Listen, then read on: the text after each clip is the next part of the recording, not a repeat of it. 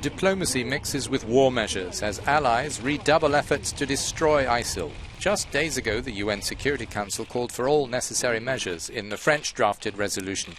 Russia had said it would even join the Western-led anti-ISIL coalition if Syrian sovereignty were respected. Moscow is tightening cooperation with the US-led air strike force against what David Cameron called this evil death cult. The 13-country coalition has been hammering away for 1 year in Iraq and Syria. When François Hollande called for Russia to come aboard in the days following the terrorist attacks on Paris, Vladimir Putin reacted supportively. He ordered the command of the cruiser Moskva in the Mediterranean, with the aircraft carrier Charles de Gaulle approaching. You need to establish direct contact with the French and work with them as allies. In the sky above Syria, the French, Americans and Russians have been coordinating to keep their warplanes out of each other's way since Russia started pouring on the bombs less than 2 months ago, even though Moscow wasn't aiming mainly at ISIL.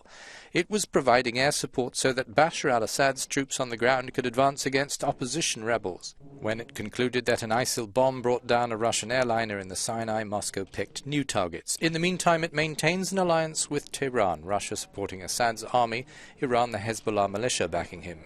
Putin being in with the region's leading Shiite powers, Damascus, Tehran and Baghdad, caught the US off guard. And at the G20 summit in Turkey, Putin was on every Western leader's must-see list, especially Barack Obama. However, this expert says they are not yet part of the solution in Syria. And as long as they continue to support Bashar al-Assad in Syria, they will continue to make the refugee problem worse, and they will continue to hurt the effort to fight ISIS. American-Russian military coordination in Syria, yes, but political coordination is still some way down a diplomatic path. Talks in Vienna produced an 18-month plan the US, Russia and other countries agreed to for a new Syrian government based on democratic elections.